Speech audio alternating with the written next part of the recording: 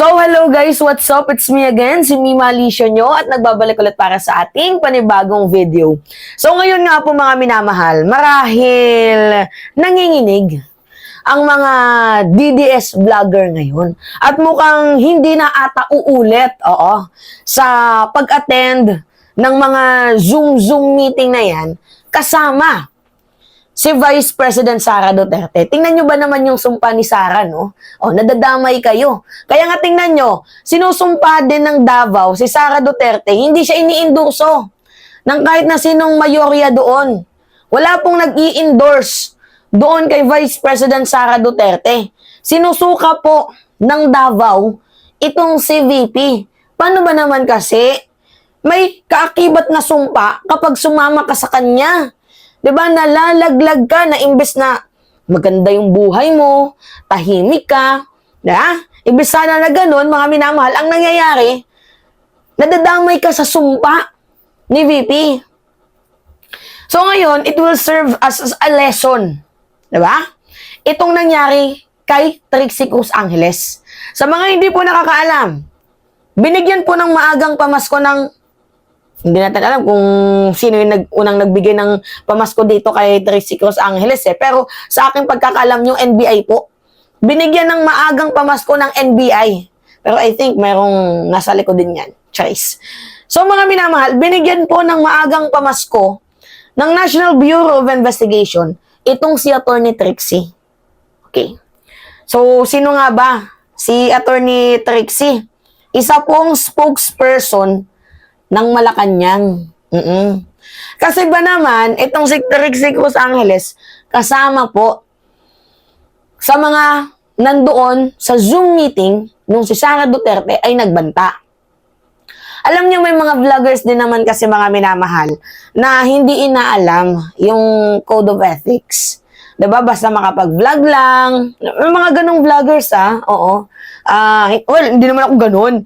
Yung vloggers na walang sa mga sinasabi, yung walang sense, hindi, diba, may mga ganung vloggers na, uy, mga kababayan, ganito, ganyan, Marcos, mga bubuputang ina, mga ganun. Iba kasi yung yung kapag broadcaster ka talaga, iba yung way ng questioning mo. Nandoon pa din yung pagiging professional. Ngayon, mga minamahal, maybe, kaya si Sara Duterte nagmakpol, diba? It is that because merong mga ilang vloggers na nag-question doon na instead sana maging balanse, maging neutral ba? Kasi nag-aapoy na nga yung isa Alam naman natin may galit na kay Marcos Tapos biglang magtatanong na kung ano-ano. So baka maybe dinagdagan pa. Dinagdagan ng apoy yung nagsisiklab na apoy. Baka maybe ganun yung nangyari. 'Di ba? Katulad nung isang linggo, 'di ba? Nung tinanong itong si Sara Duterte, Ma'am VP, ano yung masasabi ninyo sa mag-amang Marcos na tinulungan ninyo noon? 'Di ba? Tapos ngayon kinakalaban na kayo. Ano yung sagot ni Sara Duterte? One of these days, hukayin ko yung libingan ng kanilang ama sa libingan ng bayani at itatapon ko sa West Philippine Sea. So minsan kasi nakadepende din yung sagot ni Sara Duterte sa mga nagtatanong sa kanya. Pabalabag yung tanong ng ng ilang vlogger dun So siguro maybe uminit ng uminit kasi pinainit. Yeah? So kaya dapat tong mga tong mga vlogger na to talagang kasuhan. Well, although kakasuhan naman sila sa pananira ng fake news kay barbers, 'di ba? Pero dapat yung mga vloggers talaga na gumagawa ng fake news, kasuhan talaga. Kabilang si Maharlika. Well, si Maharlika wala naman dito sa Pilipinas, kaya masayang gumagawa ng kalokohan. Alright. Ex-Press Secretary ni PBBM inisyuan ng sabina. Si Trixie Cruz Angeles yan. Pinadala na rin ng National Bureau of Investigation, NBI, ng sabina ang ilang media na nasa press conference at staff ng Vice President Sara Duterte.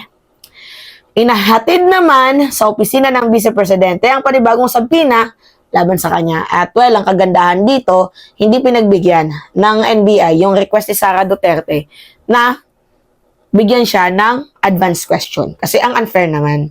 Hindi po to interview VP. Ito po ay investigation. So wala kang karapatan na humingi ng advance question. Kasi nga kung kami na mag-aaral, sinasagot pag nagpapakwiz, meron kaming exam, sinasagot namin ng walang advance question kasi nagre-review kami bago pa man dumating yung araw na kami ay mag-exam. So dapat ganun din yung gawin mo. Mag-review ka. Isipin mo kung ano yung mga possible question na itatanong sa'yo. Kasi kung talagang wala ka namang kasalanan sa tingin mo, di ba? Kung kaya mo namang i-justify yung ginawa mo at hindi lamang gawa-gawa yung kwento na yun, well, madaling mo lang masasagot yan. Kaso kung gawa-gawa lang yan, tagilid tayo dyan. Kasama sa ipinatawag ng NBI, ang dating Malacanang spokesperson na si Trixie Cruz Angeles. Nakasama rin sa nasabing press conference. Nakatakdang haharap sa NBI si VP Sara sa December 11. Well, we are not sure about that if she will attend sa hearing. Kasi ang sabi niya, may bagyo daw sa December. We do not know naman kung eksaktong December 11 yung bagyo, 'di ba? Pero ang sabi niya, may bagyo daw. Kaya hindi daw siya siguradong makaka-attend kasi mas uunahin daw nilang maglingkod sa taong bayan. Na talaga ba? Uunahin maglingkod sa taong bayan. Nung bagyo nga, iniwan mo kami. Nandun ka sa Germany, nanonood ng concert. December 11, habang ang ibang pinadalhan ng sabina ay mauunang haharap sa loob ng linggong ito. Ang paghahain ng sabina sa ilang individual ay para magbigay ng salaysay at sagutin ng mga katanungan ng NBI. Tama. Tama yun. Diba? Kasi para matanong sa mga vloggers din, ano ba yung nakapagpa-trigger kay Sara Duterte? Bakit nagmura? Bakit may pagbabanta? Ano yung naging cause? Diba? Pinaliwanag din ng NBI ang paghahain ng sabina sa staff at media ay hindi nangangahulugan na sila ay suspect. Ngunit para magbigay ng paglilinaw, hinggil sa ginawang press conference. Mas maganda din na ipatawag din yung media. Kasi yung media, hindi ko naman sa sinasabing bias nakita nila ang buong pangyayari. Kasi kapag DDS mga vlogger lang, ang pinaten dyan, nililisin lang nila si Sara. Mas maganda yan, nandun din yung mga media para magsalaysay ng katotohanan. Nauna nang ipinatawag ng NBI si Duterte noong November 28, ngunit hindi ito humarap, sa halip ay nagpadala ng sulat sa kanyang abogado at hiniling na i-reschedule this 11. Ayon sa NBI, sakaling hindi pa rin humarap si Duterte sa nasabing petsa at walang malinaw na pagpapaliwanag, ay ituturing itong waiver or mababaliwala na ang kanyang karapatan na magpaliwanag o mapakinggan. Wala namang pong yung NBI mag-issue ng tawag dito, ng contempt order. Wala naman pong gano'n ng NBI. Pero yung punto kasi dito, sana respetuhin din ni VP Sara ang NBI.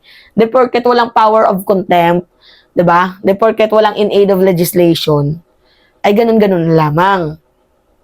Hindi po pwede yun. Well, actually, sumikat dyan si Sara Duterte, no? Sa maling ginawa niya na